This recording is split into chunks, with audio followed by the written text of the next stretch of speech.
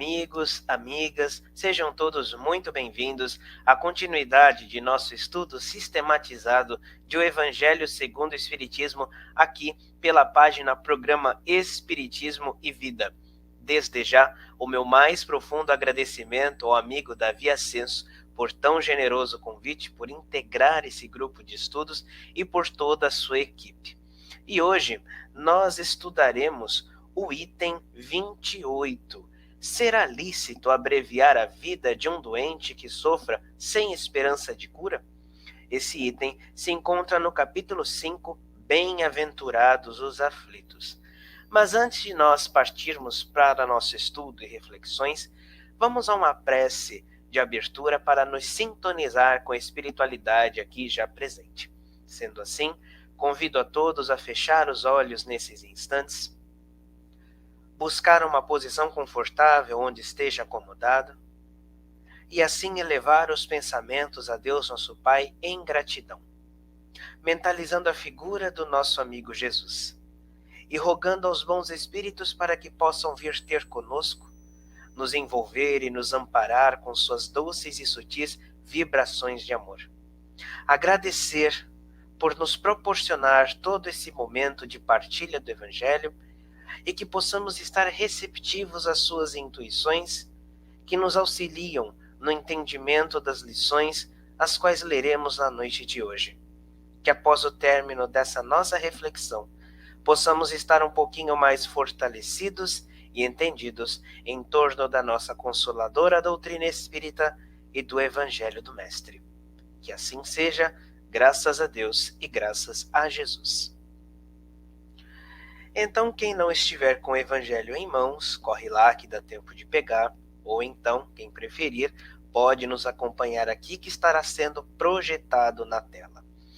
Então vamos ao item 28, que na realidade Allan Kardec inicia com uma pergunta respondida pelo Espírito São Luís, perguntando o codificador: um homem está agonizante, presa de cruéis sofrimentos. Sabe-se que seu estado é desesperador. Será lícito pouparem-se-lhe alguns instantes de angústia, apressando-lhe o fim? Em outras palavras, poderíamos questionar: é lícito, é viável a questão da eutanásia? Sabendo-se que aquela pessoa está agonizante, ou então nos seus últimos instantes de vida, ou então quando um médico afirma que aquela pessoa estará ali ainda encarnada por mais alguns dias ou algumas semanas, porque não há nenhuma esperança de cura, aquela doença é terminal, não se pode mais nada fazer. Será lícito, será viável poupar-lhe então alguns instantes de sofrimento, acelerando o seu período de desencarne, ou então desligando os aparelhos, enfim, já que não há mais nenhuma esperança? Será lícito? São Luís nos responde.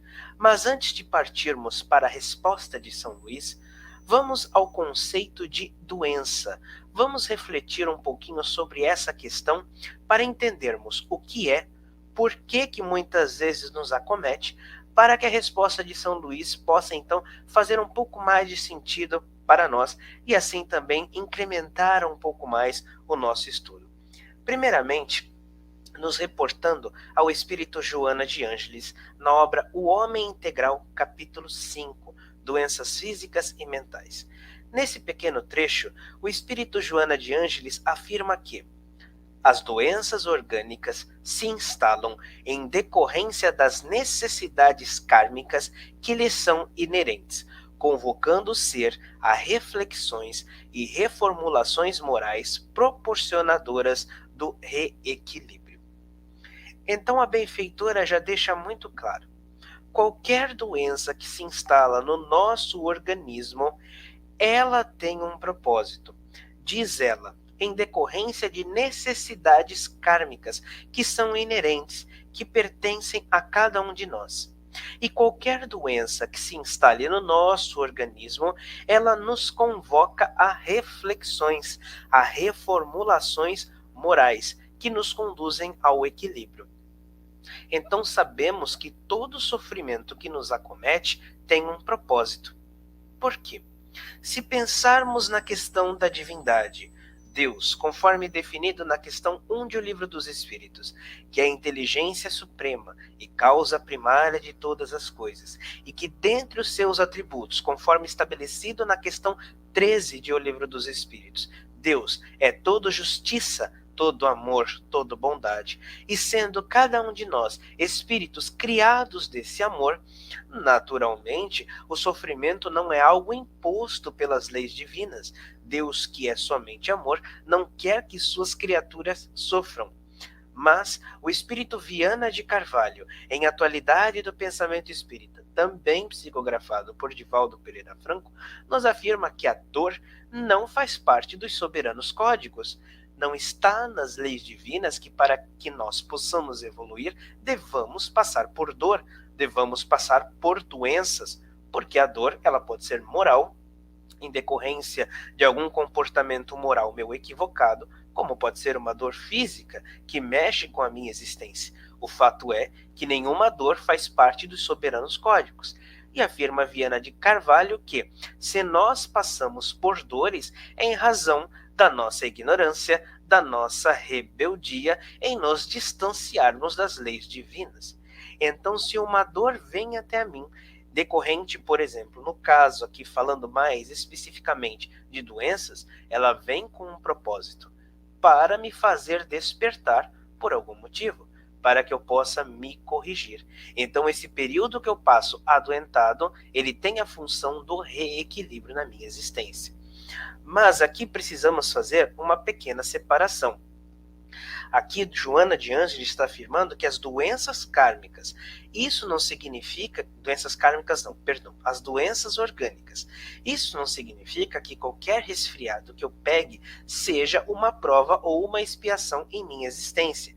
E aí quem faz essa ponderação é o Espírito Emmanuel na obra Pensamento e Vida, no capítulo 28, Enfermidade, nos dizendo, benfeitor, que ninguém poderá dizer que toda enfermidade, a rigor, esteja vinculada aos processos de elaboração da vida mental. Mas todos podemos garantir que os processos de elaboração da vida mental guardam positiva influenciação sobre todas as doenças. Então, a enfermidade é aquele momento onde eu estou gripado, resfriado, a temperatura mudou, ou então estou com uma crise alérgica, aconteceu alguma coisa onde eu me sinto enfermo. Então, diz muito claramente Emmanuel, a rigor, não significa que eu esteja enfermo, esteja passando por um período de gripe, resfriado, algum período de asma, uma dor de cabeça, uma enxaqueca, que seja um processo de elaboração da vida mental. Ou seja, é uma prova ou expiação que eu estou passando. Naturalmente que não. O nosso corpo físico ele não é perfeito. Ele está sujeito às intempéries e mudanças do tempo. Então, se eu fico resfriado, não significa que seja uma prova ou expiação, mas sim um período de mudança climática, talvez se eu seja alérgico, uma poeira que eu tenha aspirado, algo nesse sentido. Enfim, fiquei enfermo, que é algo passageiro, que eu vou tomar as medicações e que vai passar. Porém, Emmanuel deixa muito claro, a minha conduta mental, o meu comportamento, ele influencia diretamente sobre as doenças que eu poderei gerar para mim, seja nessa encarnação ou seja numa outra. A doença, propriamente dita, aquela que muda o meu percurso na existência, aquela que me traz sofrimentos, aquela que me traz dor, aquela que de uma certa forma bagunça com os meus planejamentos, que mexe lá com o fundo da minha alma, essa sim, a elaboração da minha vida mental, a minha conduta, ela guarda forte influência sobre aquele período de doença que eu esteja passando. E muitas vezes pode ser algo decorrente dessa existência, como pode ser decorrente de uma outra existência anterior. E hoje eu venho com aquele problema físico, aquela doença em determinado órgão, em determinada parte, que de uma certa forma muda completamente o rumo da minha existência. Então, a depender da minha conduta, posso adoecer. Inclusive, sabemos muito bem disso. As nossas emoções, elas guardam relacionamento direto, muitas vezes, com algumas disfunções do nosso organismo. Sabemos, por exemplo, que podemos citar o rancor, ele é transformado em dor no nosso organismo. Sabemos que quanto mais acumulamos angústias, raivas, desejos de vingança, tudo isso pode ser somatizado pelo meu organismo.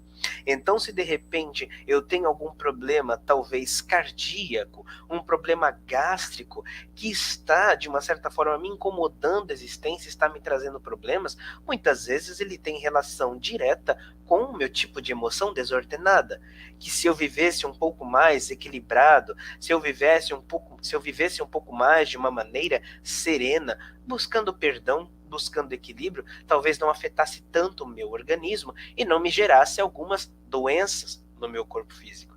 Então é por isso que Emmanuel diz, a elaboração daquilo que vem da minha casa mental em termos de emoções desordenadas guarda relação direta com as doenças que eu possa vir a desenvolver. Então vamos separar aqui o joio do trigo.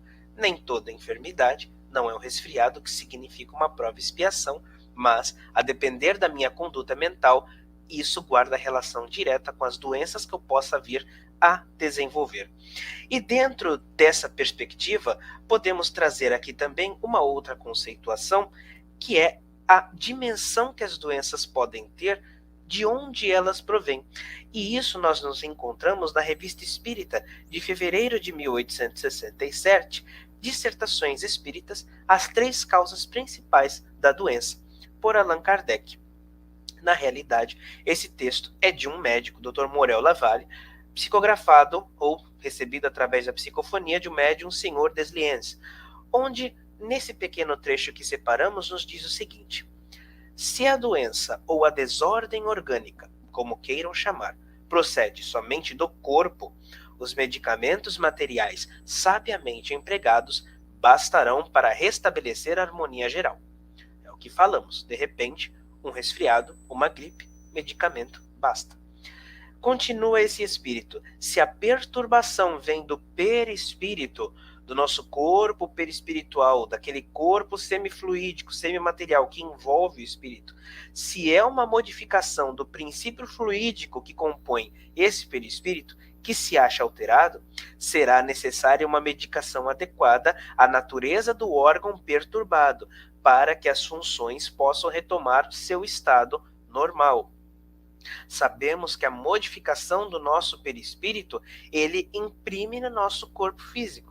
Então, muitas vezes, o nosso perispírito, ele já se encontra, entre aspas, danificado por algum problema de ordem de uma outra encarnação que se imprime nessa nossa nova existência. E o nosso corpo físico, ele tem um determinado problema, seja em algum órgão, seja em alguma parte, porque é como se fosse um reflexo do perispírito que se encontra, de certa forma, danificado. Danificado, entre aspas. Continua então o espírito. Se a doença procede do espírito, não poderíamos empregar para combatê-la outra coisa senão uma medicação espiritual. Se, enfim, como é o caso mais geral, e podemos mesmo assim dizer, o caso que se apresenta exclusivamente, se a doença procede do corpo, do perispírito e do espírito, ou seja, dos 3 em conjunto, será preciso que a modificação combata simultaneamente todas as causas da desordem por meios diversos para obtermos a cura. Então, aqui, em outras palavras, o que podemos concluir resumidamente? Se a doença ela procede somente do corpo físico, é uma enfermidade, conforme nós falamos, basta uma medicação para que possamos sanar aquele problema. Se de repente a desordem se encontra no perispírito, em razão de algum problema do passado, aquele perispírito imprimiu no seu organismo fluídico algum problema em alguma parte. Isso se passa para o nosso corpo físico. Então é necessário a medicação para restabelecer aquele corpo físico, aquela parte do corpo físico que se encontra, de uma certa forma, com problemas, não funcionando plenamente em razão do seu perispírito. Porém, se o problema está no espírito em si, no ser pensante, naquele que constitui as emoções desordenadas da sua conduta, imprimindo assim no seu perispírito esse problema, passando para o corpo físico, então é necessário, conforme ele diz, um medicamento espiritual. Qual seria uma mudança de conduta? Uma mudança na maneira de agir, numa maneira de levar a sua existência. É o que nós falamos anteriormente. Muitas vezes, as nossas emoções desordenadas, a mágoa, a raiva, a falta do perdão, bagunçam com todo o nosso organismo, a passar para o perispírito, a passar para o corpo físico, porque o problema está na mente. Carrega uma angústia muito grande. Aquela angústia vai desordenando completamente todo o meu ser. Por isso que eles dizem, é necessário então uma medicação que combata a tudo. E é por isso que sempre quando nós nos deparamos com alguém que se encontra com alguma doença, sempre dizemos que é necessário o tratamento em todos os aspectos, para que nós possamos curar o ser integral que é. Então, se aquela pessoa possui um determinado problema, não vamos citar aqui nenhum de exemplo, mas se tem alguma doença, é necessário buscar o tratamento médico, o tratamento científico, tratamento medicinal, para curarmos diretamente aquele órgão, aquela parte do organismo que se encontra com algum problema. É necessário também buscar uma psicoterapia, buscar uma psicanálise, buscar qualquer tipo de terapia que faça com que a pessoa amadureça frente àquele novo problema, para que ela possa, de uma certa forma, lidar melhor, porque muitas vezes nós temos alguma problemática física e nós nos revoltamos, nós não sabemos lidar. Então é necessário sempre algum acompanhamento psicológico, psicoterápico, para que a pessoa saiba melhor lidar com aquela situação. E não se revolte, não paralise a sua vida, não estacione, mas sim que busque tirar algum aprendizado daquele momento que ela está passando. Porque sabemos, quando nós nos reportamos ao início das nossas reflexões, sabemos que a doença ela tem uma necessidade kármica, conforme nos diz Joana de Ângeles. Então, se ela vem com algum propósito de me fazer refletir, despertar a consciência, se eu, frente a esse problema, me revolto, me desespero, eu não estou sabendo lidar. Eu estou lidando de uma maneira equivocada, podendo ainda mais agravar aquele problema.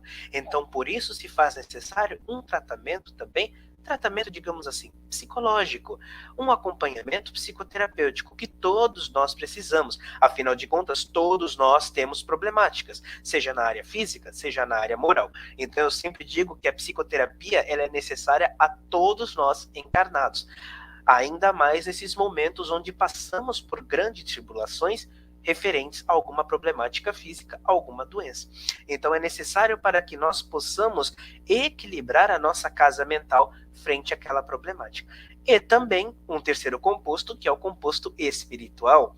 Eu, particularmente, sempre digo às pessoas, busque alguma filosofia, busque alguma religiosidade que lhe faça fortalecer a sua fé, de que aquilo tem um propósito, de que aquilo muitas vezes é necessário, aquilo de uma certa forma, aquela doença também impacta quem está em volta, muitas vezes familiares, amigos. Então é necessário nós também fortalecermos a nossa fé, principalmente nós espíritas que somos, que estamos aqui nesse momento, para que nós possamos fortalecer a nossa fé na imortalidade da alma, de que nesse nosso corpo físico estamos aqui somente transitoriamente. Isso não significa dizer que não vamos dar valor ao corpo físico, muito pelo contrário, mas sim tratá-lo da maneira adequada para que possamos alongar o quanto possível essa nossa estadia tão bela aqui na nossa terra, que vem com o nosso propósito da nossa modificação.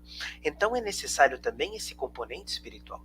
Por isso esse espírito diz, é necessário uma medicação que combata tudo. Essa medicação é um combo médico, científico, psicológico, psicoterapêutico e também espiritual, para que nós possamos tratar o ser integral, espírito, perispírito e corpo físico, para que possamos prepará-lo frente àquela doença que se instalou, que pode ser momentânea ou não, mas que precisamos tirar algum proveito e algum aprendizado dela que se apresenta.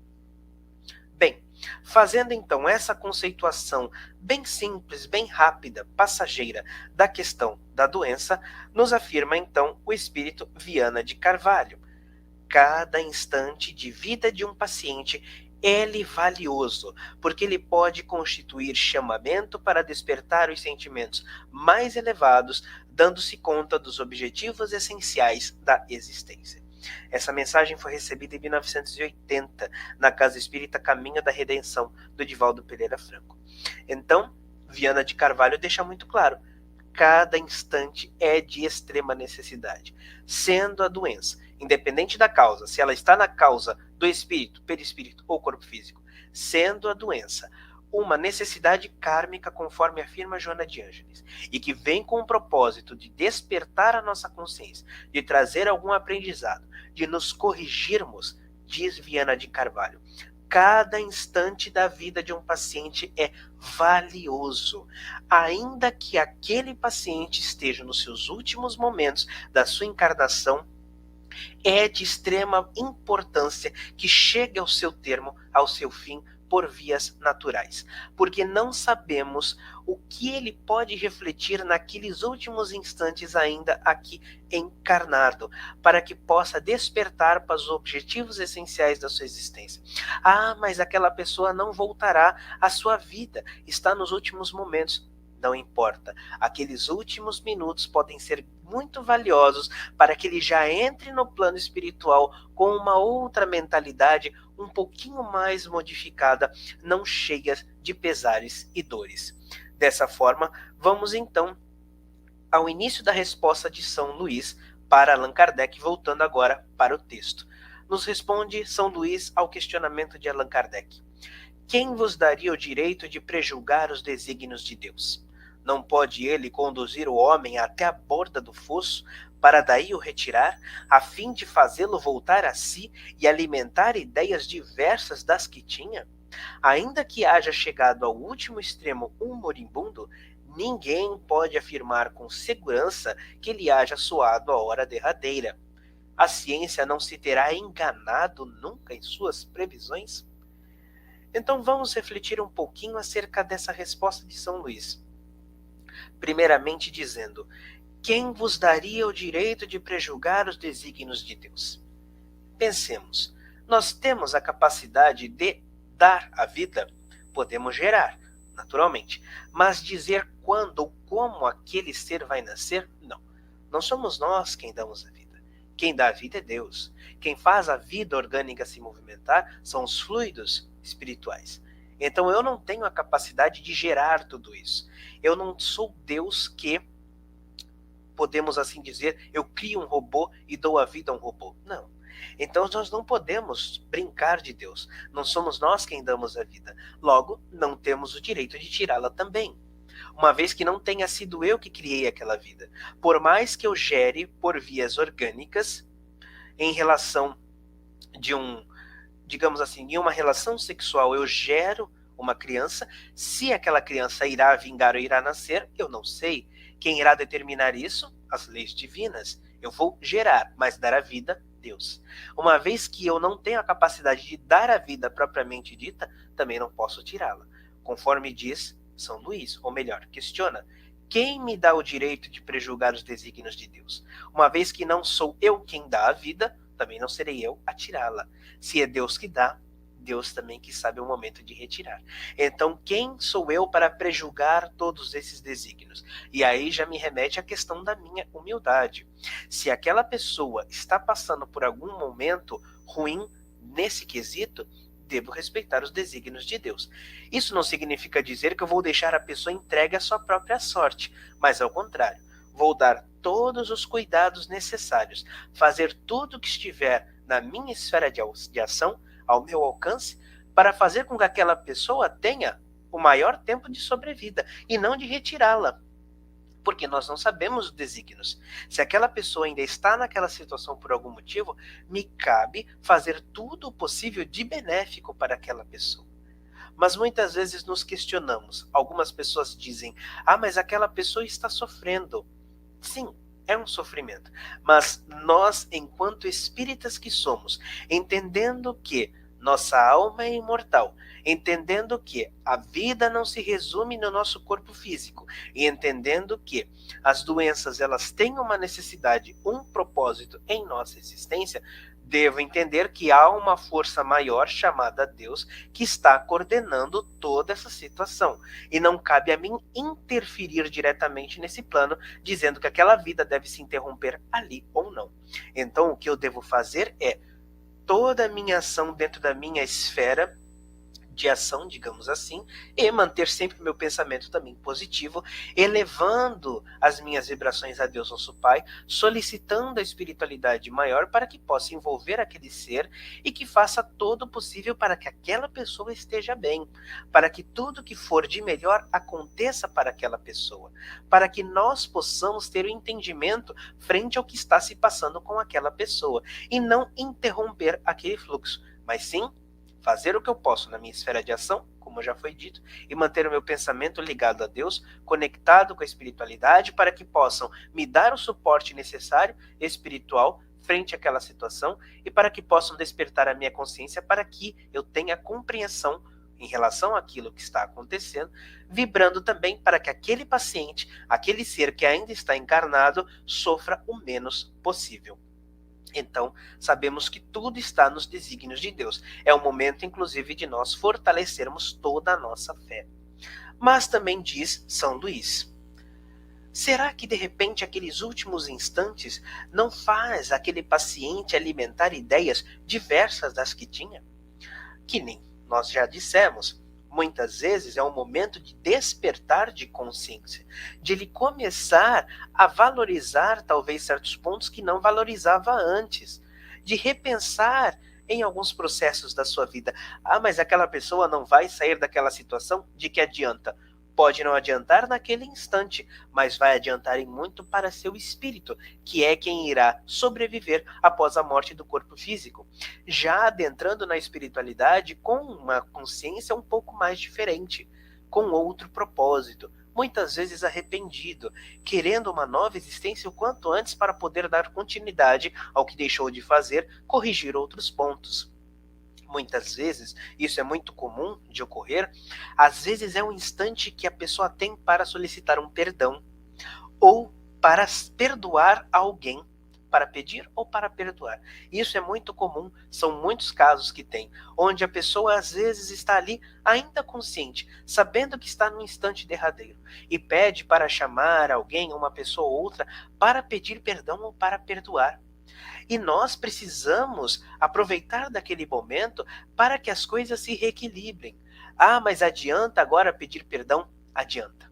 Adianta porque aquele ser ele vai retornar à espiritualidade com o seu coração um pouco mais leve, naturalmente querendo corrigir o que fez, mas não vai retornar à espiritualidade com o peso da culpa, ou com a mágoa, com o rancor. E aquele que fica aqui na Terra, que perdoou, ou então que se sentiu perdoado, também vai continuar a sua existência aqui na Terra com aquele peso a menos no seu coração. Porque diz, eu perdoei, ou então eu consegui pedir perdão antes da sua partida. E já imaginou como é ruim? Aquela pessoa desencarna e nós ficamos com aquele sentimento de culpa, pensando, eu deveria ter perdoado, eu deveria ter dito talvez que eu amava um pouco mais, eu poderia ter feito um pouco mais, eu poderia ter pedido perdão naquele último instante e não pedi. Então carregamos muitas vezes aquela consciência de culpa, que pode ser resolvida naquele último instante que a pessoa ainda está encarnada. Aqui nós estamos fazendo uma pequena reflexão, mas são muitas as situações que nós podemos sanar, aliviar, melhorar, despertar naqueles instantes derradeiros. Por isso, é valioso que aquela pessoa siga o seu fluxo normal e desencarne no momento que tenha que desencarnar. E também nos diz São Luís, ninguém pode afirmar que de fato aquela também é a hora derradeira. Precisamos parar para analisar essa outra questão. Ele questiona São Luís, a ciência não se terá enganado nunca em suas previsões? Quantas vezes as teorias científicas não ficaram por terra e já modificaram-se ao longo de toda a história da humanidade? Quantas vezes a ciência já se equivocou e modificou uma teoria acerca de determinado ponto? Da mesma forma, a medicina. Quantas vezes a medicina já não se equivocou sobre determinado diagnóstico? E aí reveu todos o médico acabou fazendo toda uma análise e não se equivocou, não é esse problema, é um outro, precisa modificar a medicação, o tratamento que está sendo aplicado naquele instante, porque ou se equivocou, ou o que parecia ser não é, enfim. Quantas vezes não se enganaram em suas previsões? E até mesmo sabemos de casos, são muitos, onde a pessoa estava dada como nos últimos instantes e de repente teve uma grande recuperação e ela voltou à sua vida normal. Então, muitas dessas situações podem ocorrer. Quem nos garante que aquele é o último momento? Não podemos afirmar. Então, não podemos brincar de Deus, achando que nós podemos decidir pelo momento derradeiro da pessoa, como também não podemos cravar, dizendo que de fato aquele é o último momento. Tudo são previsões que podem se modificar a qualquer instante. Sendo previsão ou não, ou de fato é um momento derradeiro, precisamos aproveitar aqueles últimos instantes para que possamos aproveitar o máximo que pudermos aquela encarnação. E quando nós falamos em previsão, isso me fez remeter à história da filha de Jairo, que praticamente na época de Jesus já estava dada como desfalecida, dada como morta. E nós vamos aqui ler essa passagem que se encontra em Marcos, capítulo 5, porque ela vem muito a calhar com nossas reflexões. Vejamos o que diz o Evangelho de Marcos. E eis que chegou um dos principais da sinagoga, por nome Jairo, e vendo-o Jesus, prostrou-se nos seus pés e rogava-lhe muito, dizendo: Minha filha está moribunda, rogo-te que venhas e lhe imponhas as mãos para que sare e viva. E foi com ele, e seguia-o uma grande multidão que o apertava. Estando ele ainda falando, chegaram alguns dos principais da sinagoga, a quem disseram: A tua filha está morta, para que enfadas mais o mestre? E Jesus, tendo ouvido essas palavras, disse ao principal da sinagoga: Não temas, crê somente. E não permitiu que alguém o seguisse, a não ser Pedro e Tiago e João, irmão de Tiago. E tendo chegado à casa do principal da sinagoga, viu o alvoroço e os que choravam muito e pranteavam. E entrando lhes disse: Por que vos alvoroçais e chorais? A menina não está morta, mas dorme. E riam-se dele. Porém ele, tendo-os feito sair, tomou consigo o pai e a mãe da menina e os que com ele estavam, e entrou onde a menina estava, deitada. E tomando a mão da menina, lhe disse: Menina, a ti te digo, levanta-te. E logo a menina se levantou e andava, pois já tinha 12 anos, e assombraram-se com grande espanto. Então aqui naturalmente nós percebemos um equívoco. Já consideravam aquela menina morta. Jairo dizia: ela está moribunda, não teria mais o que fazer. Riram de Jesus quando Jesus foi até a casa de Jairo para restituir a vida daquela menina. Mas na realidade, tudo isso não foi um milagre, e nós veremos o porquê. Na realidade, equivocadamente, ela estava considerada como morta, mas ela não estava. E aqui entram as nossas reflexões. Será que nós podemos atestar sempre que aqueles são os últimos instantes derradeiros, como aconteceu com a filha de Jairo? Naturalmente não podemos atestar. Tudo ali tratou-se de um equívoco. Então precisamos parar para refletir a essa questão. Ok, mas então não eram os últimos instantes da filha de Jairo. O que aconteceu então? Jesus operou um milagre? Naturalmente que não. E quem nos diz isso é Karl Barth Schutel, na obra O Espírito do Cristianismo. Ele diz: Mas como se deu a cura da filha de Jairo? Não é difícil explicar pelo Espiritismo. A morte é separação da alma do corpo devido à deficiência do fluido vital.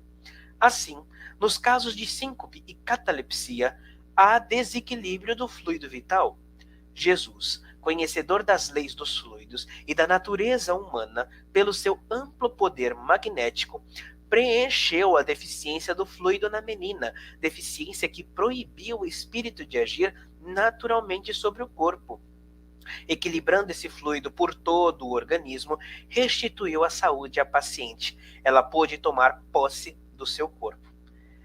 Na realidade, Jesus nada mais fez do que magnetizar, aplicar um passe naquela menina. E Jesus, naturalmente, conhecedor de todas as leis, com um amplo poder magnético, pautado no amor, restituiu o fluido vital daquela menina. Fluido esse que todos nós temos, em grande ou menor quantidade. Mas Jesus restituiu, e aquela menina pôde voltar à sua vida. Por isso, da necessidade de que, quando nós estamos frente a um caso onde um paciente está debilitado, a oração, a vibração, a aplicação dos passes magnéticos, que, conforme nós dissemos, formam um combo de tratamento. Tratamento médico, tratamento psicológico, psicoterápico, e as orações e as vibrações, a aplicação de passe magnético. É por isso, inclusive, que igrejas, os centros espíritas possuem grupos de oração, grupos de vibração, especialmente para pessoas que se encontram doentes. Por quê? Essa nossa capacidade magnética pode auxiliar e muito. Isso não significa que nós faremos milagre. Naturalmente, se aquele é um momento derradeiro, assim acontecerá. Mas os nossos fluidos magnéticos podem auxiliar em muito naqueles instantes. As nossas orações, as nossas aplicações de passe, não significa que nós, novamente, iremos operar o milagre, mas pode auxiliar no entendimento daquele paciente, pode acalmar o coração de familiares, de amigos, para que as coisas possam serem vivenciadas de uma maneira mais equilibrada e, por que não, muitas vezes também restituídas. Afinal de contas, também são inúmeros os casos, por exemplo, de pessoas que às vezes estão com algum câncer. Vamos colocar essa doença como exemplo. Estão com algum câncer em algum determinado órgão e iniciam um tratamento médico, iniciam um tratamento psicológico, psicoterápico, para que possam também lidar melhor face àquele momento, mas também não deixam de lado o tratamento religioso, daquela filosofia que segue, seja num grupo de alguma igreja, de alguma religião específica, ou falando mais propriamente de nosso meio espírita, buscam um centro espírita. E às vezes aquele câncer ele desaparece, ele some.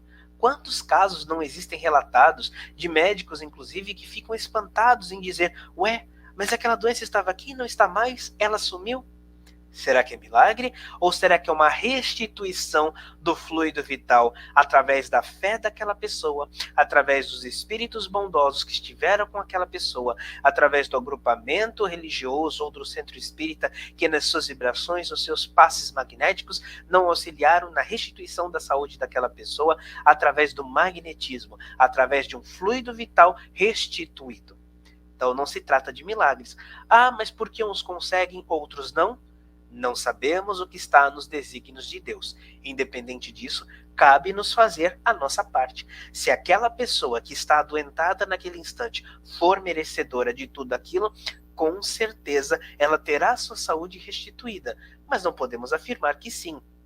Novamente, não sabemos o que está nos desígnios de Deus, mas importa que façamos a nossa parte e que muitas vezes observamos resultados maravilhosos, como no caso da filha de Jairo. Assim, continua então Allan Kardec, agora em A Gênese. Em certos estados patológicos, quando o espírito ha deixado o corpo e o perispírito só por alguns pontos se lhe acha aderido, apresenta a ele o corpo todas as aparências da morte e enuncia-se uma verdade absoluta, dizendo que a vida aí está por um fio. Semelhante estado pode durar mais ou menos tempo. Podem mesmo algumas partes do corpo entrar em decomposição, sem que, no entanto, a vida se ache definitivamente extinta. Enquanto não se haja rompido o último fio, pode o espírito, quer por uma ação energética da sua própria vontade, quer por um influxo fluídico estranho, igualmente forte, ser chamado a volver ao corpo. É como se explicam certos fatos de prolongamento da vida contra todas as probabilidades e algumas supostas ressurreições. Então aqui nós percebemos o seguinte fato.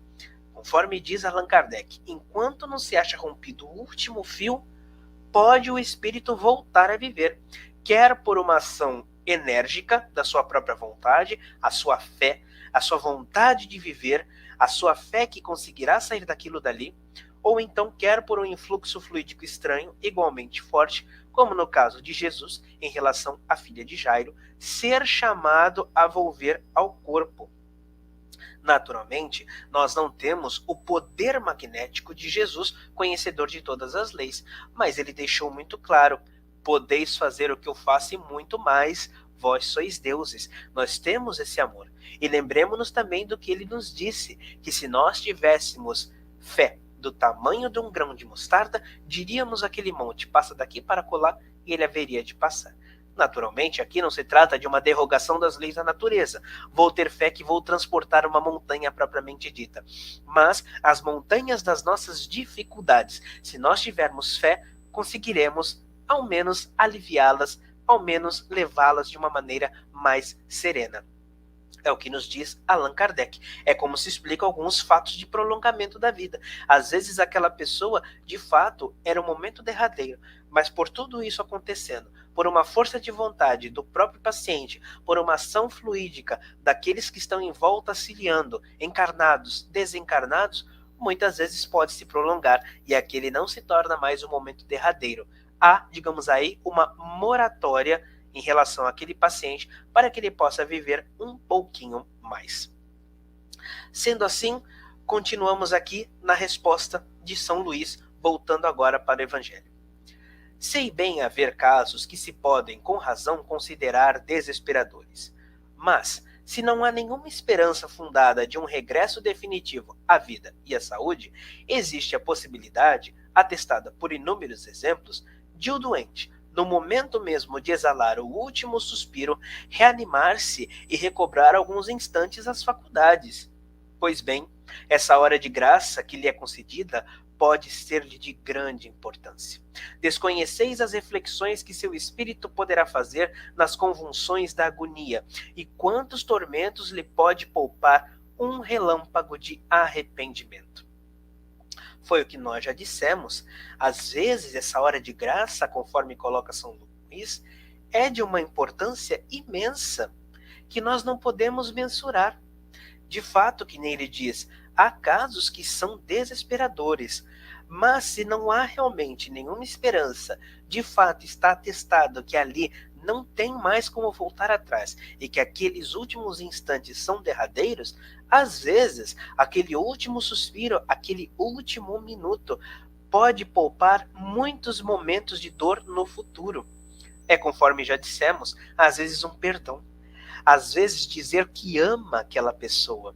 E nós ficamos com aquela impressão depois que a pessoa desencarna. E aquele que desencarna vai, de uma certa forma, mais leve, porque pode dar o seu último adeus, pode despedir-se, pode dizer que ama aquela pessoa. Então, aqueles últimos instantes são de grande importância. E, novamente, nós não sabemos o que está nos desígnios de Deus. Cabe-nos, novamente, respeitarmos aquele tempo para que tudo possa fluir de uma maneira natural e que possamos aproveitar e fazer tudo o que estiver na nossa esfera de ação. Por isso mesmo, o Espírito Emmanuel, através do nosso querido e saudoso Chico, na obra Tempo e Nós, afirma: estejamos convencidos de que muitas vezes na vida, um minuto é a oportunidade para a melhor decisão. E com certeza podemos afirmar aqui, a melhor decisão não será interromper a vida. A melhor decisão não será abreviar, mas talvez a melhor decisão seja fazer tudo o que estiver na sua esfera de alcance para auxiliar, para consolar, para prolongar aquela vida e para tentar desfazer qualquer tipo de mágoa, tentar desfazer qualquer tipo de arrependimento que possa se estabelecer na relação com aquele paciente. Sendo assim, concluímos aqui com a mensagem de São Luís, terminando a resposta que o mesmo nos deu. O materialista, que apenas vê o corpo e em nenhuma conta tem a alma, é inapto a compreender essas coisas. O espírita, porém, que já sabe o que se passa no além-túmulo, conhece o valor de um último pensamento. Minorai os derradeiros sofrimentos quanto puderdes, mas guardai-vos de abreviar a vida, ainda que de 1 minuto, porque esse minuto pode evitar muitas lágrimas no futuro. São Luís, Paris, 1860. Ele faz aqui uma ponderação. Naturalmente, que o materialista, aquelas pessoas que não possuem nenhuma crença, uma pessoa que seja ateia, com todo o nosso maior respeito aqui, está inapto a compreender essas coisas, porque não acredita. O que é natural é de seu livre-arbítrio. Não acredita em alma, não acredita que a vida continua, tem dúvidas quanto ao porvir. Então, naturalmente, que diante dessas questões, muitas vezes podem nos considerar até mesmo cruéis. Considerar o espírita, como muitas vezes falam, em dizer que nós gostamos do sofrimento, que não é o caso. O espírita não gosta do sofrimento, mas o espírita, frente ao sofrimento, procura tirar o proveito. E o espírita, entendendo que o espírito continua após a morte do corpo físico, que isso é apenas uma passagem e que nós precisamos aproveitar todo esse nosso momento, compreende que, se aquilo está passando em relação a outro ou em relação a mim mesmo, tem um propósito. Tem uma necessidade kármica, conforme afirmou Joana de Ângeles em Um Homem Integral. Então, sendo eu o paciente, vou procurar sempre aproveitar aqueles últimos momentos. Se sou eu que estou presenciando algum paciente, vou fazer de tudo que está nas minhas mãos, não para interromper, não para antecipar o desencarne, mas sim para fazer valer cada minuto, cada momento que aquele paciente ainda tem. Seja pedindo perdão, sendo dizendo que ama, sendo dando todos os cuidados materiais, mentais, vibracionais que aquele paciente merece, para que tudo possa ocorrer da maneira mais equilibrada possível e que para tudo possa ser realizado aqui enquanto ele ainda vive na carne, no nosso corpo físico. Então, de certa forma não, concluindo, a eutanásia, abreviar, nunca será a solução, principalmente para nós espíritas, que entendemos, conforme diz São Luís, que um minuto pode ser de grande importância para aquele que ainda vive. Dessa forma, trago aqui um trechinho de uma mensagem do Espírito Emmanuel, que vem a calhar um pouquinho com as nossas reflexões para que nós possamos finalizar o nosso estudo. Diz Emmanuel: há milhares de companheiros nossos que dormem indefinidamente enquanto se alonga debalde para eles o glorioso dia de experiência sobre a terra. Percebem vagamente a produção incessante da natureza, mas não se recordam da obrigação de algo fazer em benefício do progresso coletivo. Diante da árvore que se cobre de frutos ou da abelha que tece o favo de mel, não se lembram do comezinho dever de contribuir para a prosperidade comum. De maneira geral, se assemelham a mortos preciosamente adornados. Chega, porém, um dia em que acordam e começam a louvar o Senhor em êxtase admirável.